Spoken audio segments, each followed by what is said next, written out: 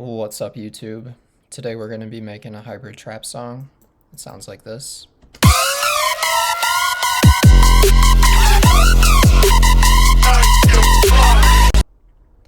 I'm going to be breaking down the song for you, showing you all the different instruments and tracks, all that that's in the song.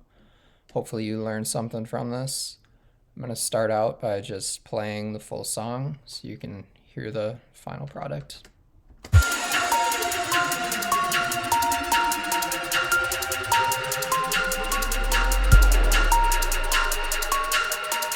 What are you gonna do? Knock my block off?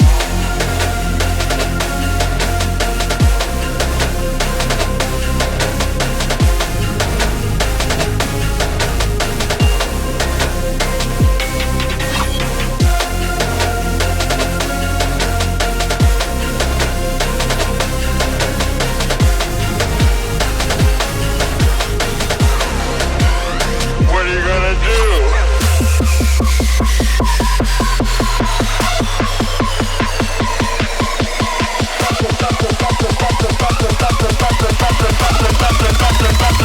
Like your block, go!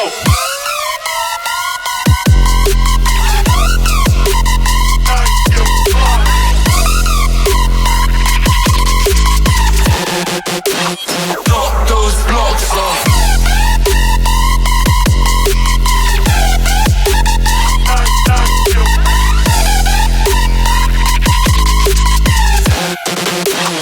You a weekend.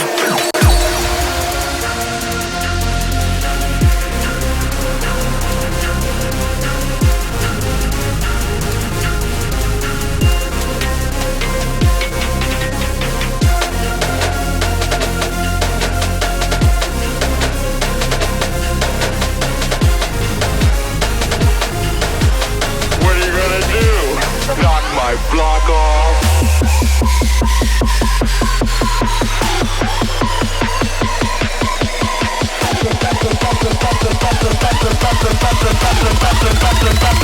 Knock your block, go.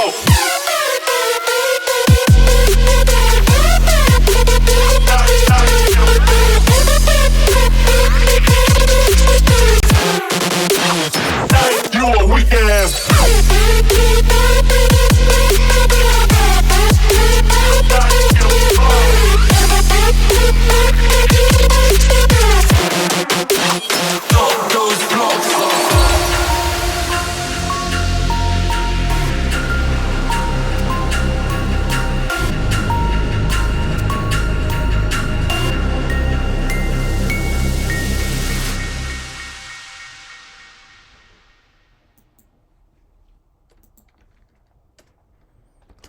Alright, let's get into it. We'll start out with the effects.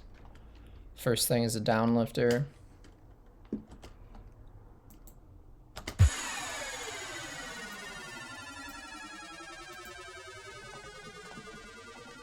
Sort of a glitch downlifter. And that plays throughout just to give that little bit of texture in the middle. After the drop, there's the sub impact. Slides down. That's during the build. This is the impact that plays after the drop. Kind of a clap. And then it's layered with a longer version. It has less lows. There's a transition effect to lead into these effects that happen after the drop. And that transition it plays throughout to transition between the different sections of the song. Nothing really special there. In the verse, the leads intro has this string. It's a bell. Kind of trappy. And nothing really special with that. There's this pluck. This is a good one to use because you can hear it through everything in the mix, like right here. It's so loud. You can just hear it cut through. It works perfectly. Here it's playing a polymeter. It means that it's taking twice as long to play the same melody. There's a choir.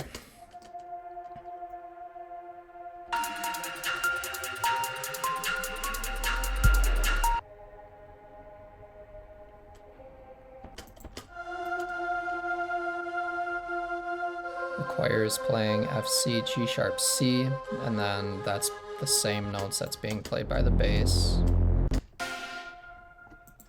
Here's the main lead for the verse, is the saw lead. In Serum, this is just made out of 3 saw waves. Pretty standard. I use this on pretty much everything. The MIDI envelope, because I like to use Serum and then run through my own effects, saturator, reverb. And then after all of that, I like to have my own envelope to carve it with the filter.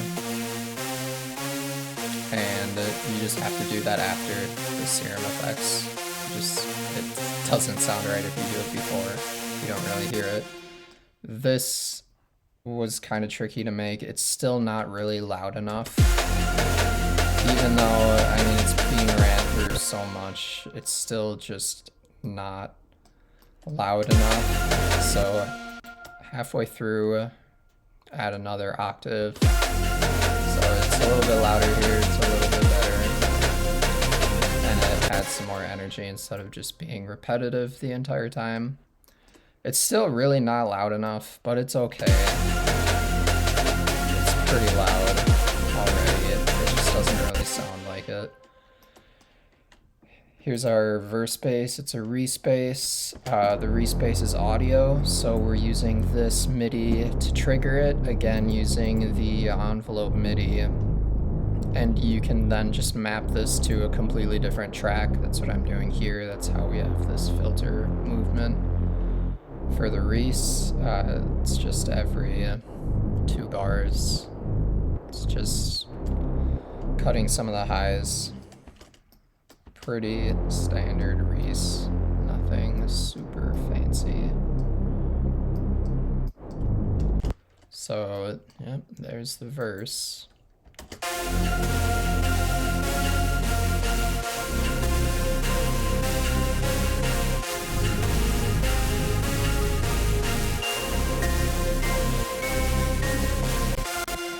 Then everything in this group, everything that's not the bass, is being ran through Shaperbox just to give it some filter movements and volume movement to kind of make it sound like it's pumping, to give it a little bit more energy.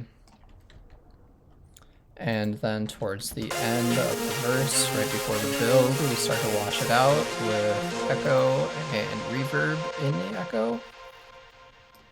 I made this thing, it's basically a high pass, low cut, and as I turn this up, the echo increases, the reverb increases, we cut out some of the lows, and we bring up the volume so that you can kind of still hear the echo. It's pretty nice. I use that a lot. During the verse, we have these drums that play. In the intro, there's just a shake. There's a little impact here halfway through. For no real reason. It doesn't really need to be there, but it does add a little bit to the song. Barely, but yeah, it's nice to have. And then the verse drums, the marching band snare with a gate. And then it's layered with another snare. You don't really hear this in the song, but I think it helps. Halfway through, we put a fill, just so it doesn't get boring and repetitive. And we have a kick every once in a while, every 2 bars. Just because it's going to help with some of the pumping in the verse group, because everything is sidechained to this. And it just anchors the melody a little bit.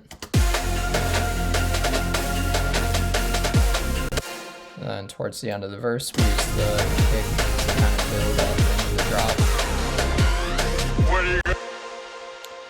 And here we're using these transition effects to let the listener know that it's a different part of the song, something else is going to happen.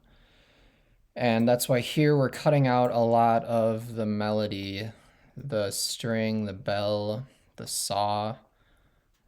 They're all getting cut out so that we can hear the vocal. What are you gonna do? This is the original vocal that plays before the verse drums. What are you gonna do? Knock my block off? We'll get to that. Into the build. Before the build even starts, we have this. It's a reversed downlifter. And then here's the original. It's not reversed. It goes down.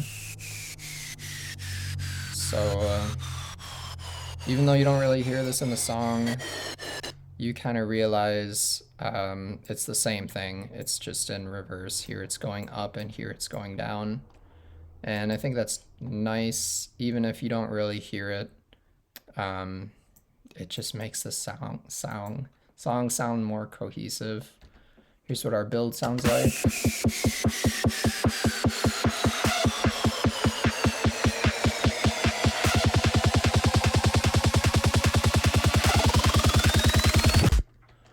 So we have our sidechain, which is just the kick.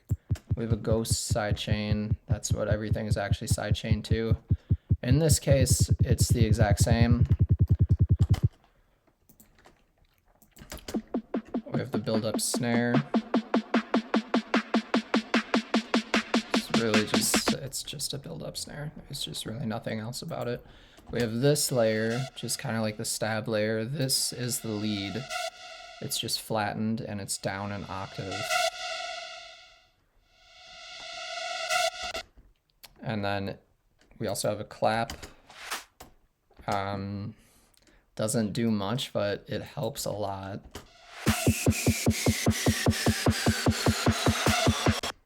Yeah, super generic sounding clap sample with a little bit of reversed reverb before it. It's so generic, but this is really what you need to pull your builds together, is this like familiar sounding thing. It's transitioning every 2 bars.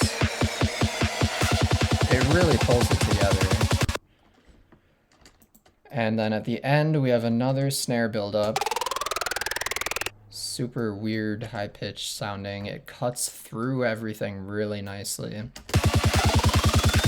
Even with how much there is in this, you can hear this really good, which is why I like that so much. This is our kind of pre-drop transition thing. That little kick there does a lot, some high-pitched stuff that you can kind of hear in the mix, but this kick here is really doing the most, along with the clap. Yeah, it wouldn't be the same without it for sure. The risers, starting from the beginning of the build. This one is kind of a saw riser. This one gives the tone. And then we're layering it with a noise, so it kind of fills out the space more. You're not really supposed to hear this one. It just kind of, it's like white noise. We fade that out on the second half of the build, and we kind of swap it out for this riser.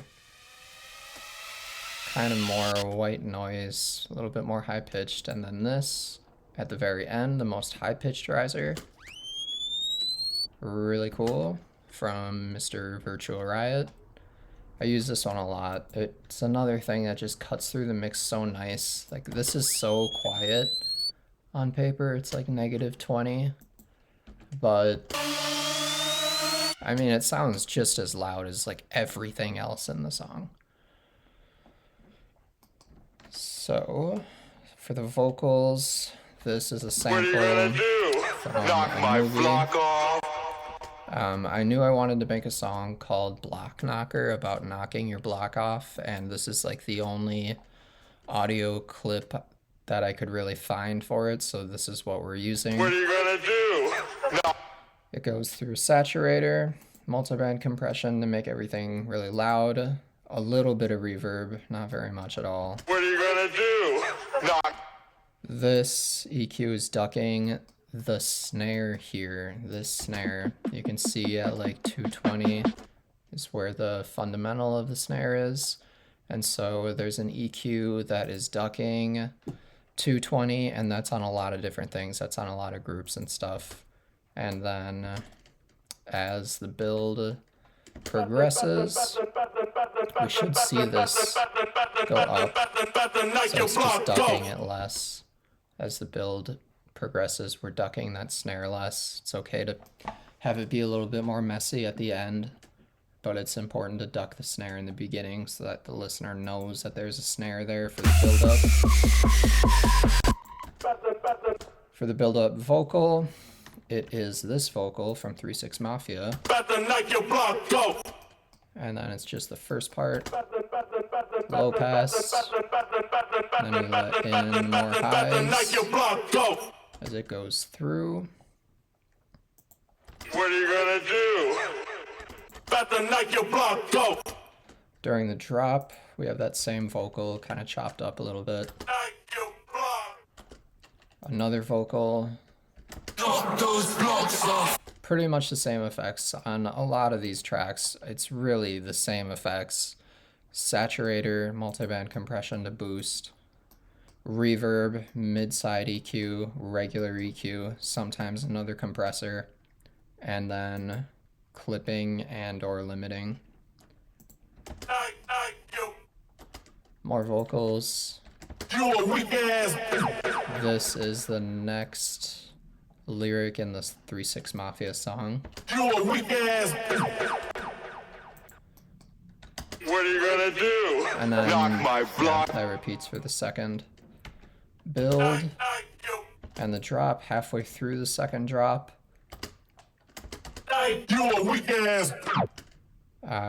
Usually I would have this be a little bit earlier and have it be like this. But this little scratch down sounds really good with the lead here. So I just left it like that. And then this one, in the first drop, that's halfway through the drop. This time it's at the end. And this one is halfway. So they're just swapped for the second drop. That adds a little bit of variation. Just makes it a little bit less repetitive. I don't know if anyone ever even notices that stuff, but I think about it when I'm making the songs. For the drop drums, sounds like this. Start out with this siren because the drop has kind of a delayed start. The siren just lets you know, don't worry, the drop is still coming. And then pretty standard dubstep kick. I mean, there's pretty much nothing done with this at all. I'm making it a little bit more thin. I always shorten my kicks and I add a tiny amount of attack here. 2 milliseconds of attack, just because we're going to be distorting everything so much that's going to come back anyways. On really big speakers, if you don't have this 2 millisecond attack and you're distorting everything as much as I do, this is going to sound so annoying. It's going to sound so clicky, so I always give it just a tiny little bit of attack. Pretty standard snare, trappy snare, huge resonance peak at like 400. There's another layer for the reversed snares with reverb and the reversed kicks. That only plays once in a while and it's super quiet. Top drums I struggled with a lot in this song. I redid this so many times and then I just went back to using just a shaker and a crash. I had so much other stuff going on here and it was so complex. Now the most complex thing is that I take this shaker loop and then I just use the warp to make it go twice as fast in some places, like right here. Yeah, that's it. I think that sounds better. I usually would have more layers in here and like different types of percussion, but I don't know. This song didn't really need it. Probably could use it, but whatever. So, onto the drop. We will start with the bass. Pretty simple. Saw wave. We're boosting the harmonics below 100. We're cutting at 150. And at 300, we are ducking where the lead is. We're making it more thin. Most of the width is at about 100. A lot of people would have this be completely mono, but I think it sounds pretty good when it's wide. It goes through ozone. I don't think much is happening here. Just adding a little more width around 100. Everything else is getting more thin.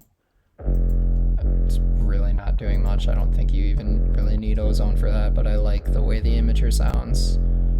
And then we clip, and then we duck the lead again after the clipping, and then we limit. That's a trick that I've started doing recently, is clip, then EQ cut again, and then limit. Clip, EQ, limit.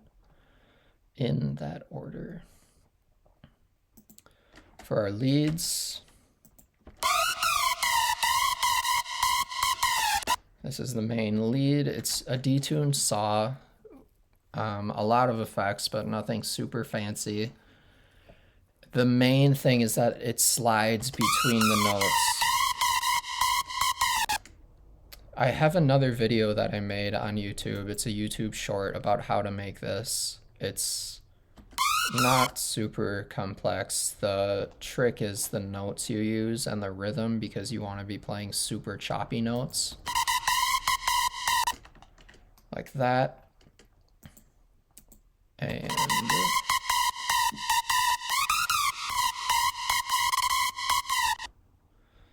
yep, yeah. Then there's a couple layers. We have this click layer. That's it. That just plays with every note. There's another layer. It's the same lead, just pitched up an octave. It's actually a different lead. It's slightly different. I think it's more detuned. It has different attack release, I believe, but it's up an octave. We have this layer, which is the same lead as this, but it's an octave lower. And then that one is mostly just used for like white noise and just for you to hear it at the very start. And then there's a reversed version of that that goes into the next one. Yep. For the second drop, it's an octave lower, so our lead is an octave lower.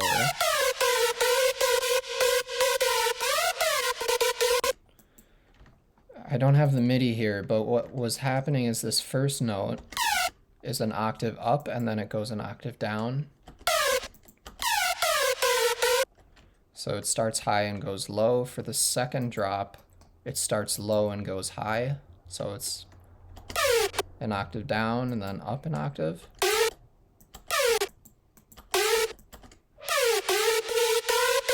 So the first half you're sliding down, the second half you're sliding up.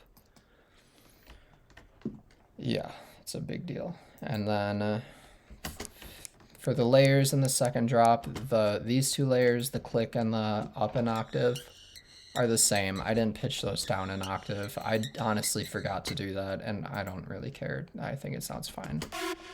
Here, this one is down an octave because this one is important. And you don't want these two to overlap, this one and the main lead, because they are in the area where they are gonna overlap. These ones, they're up high, they're out of the way. We don't need to worry about them overlapping. If we bring them down, it's going to cause more problems. So that's part of the reason I left these up here. It doesn't really matter though, as long as you bring this one down and the reverse down. So altogether, the leads sound like this.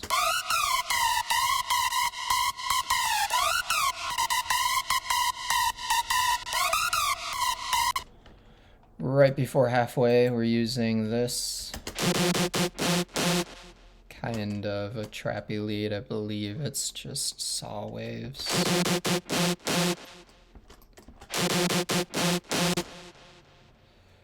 And then we have our sample layer. The sword swipes, always really good for trap music, especially with this style. Start out with the glass break, classic.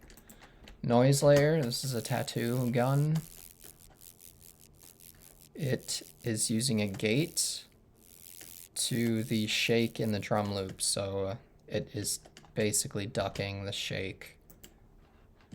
It is doing some pumping with the volume and the filter, even though you barely hear it. That's a little bit of rhythm. Laser sound effects, more sword swipes, some glitches I made with the granulator 3, putting the main lead through a granulator and then a spectral resonator. There's a lot more that I didn't end up using for this.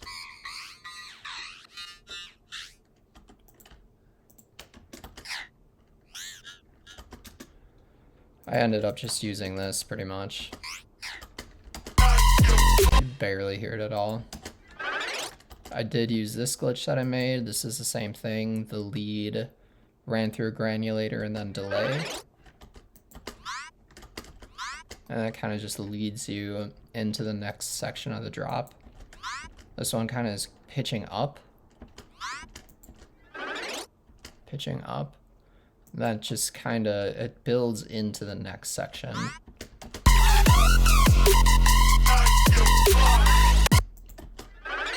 Yeah. Yeah. You don't really hear these glitches, but they're kind of nice if you ever happen to notice them. Reverse glass break. There's this, which is just another tonal noise layer. You barely hear that at all. It's at -20. That is actually this.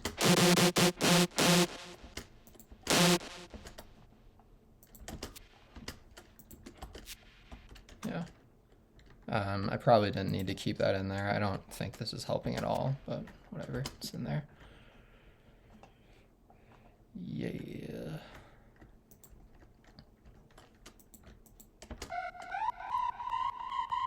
For the build, it's just the main lead with a low pass and then building up. The drop lead group also has this reverb washout.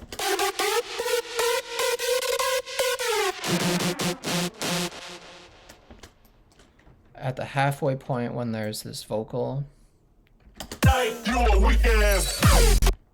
we are also using Shaperbox to reverse the leads. For that, I just use the time and it goes down. You have to always find the right ratio for this, but for every block to the right it goes, you go one block, a half a block down. So if this is going 4 blocks over, you go 2 blocks down. And if we did that here, it would sound like this. That's if you wanted it to be perfectly reversed. Obviously we don't want that, we want to scratch. So you use this as a starting point.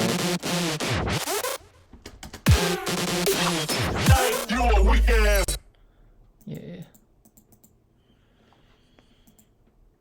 And then I'm using the volume module in Shaperbox to mute it afterwards, because if we didn't have this, we would hear things after the scratch. Barely, but there is some stuff there. I believe that Shaperbox is on the drums also. You barely hear it, but yeah. What else is there? On the samples, we're using a sidechain to duck the main lead. Is there anything else? There's some gates in here to clean up the samples. I think that's mostly everything. So let's just hear the second drop one more time, and then I'll end the video.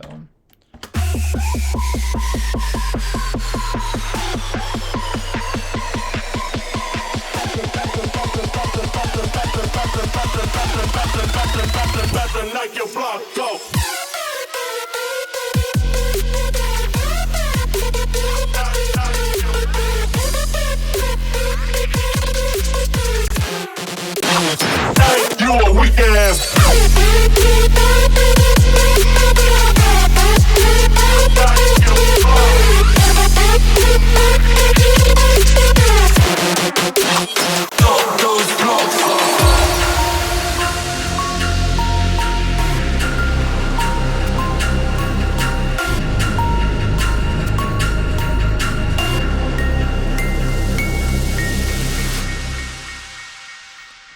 So yeah, that's it for this one, y'all. If you liked the video, like and subscribe, you know the drill. Maybe I'll make more. Let me know if this was helpful. Let me know if there's anything I missed. Peace out.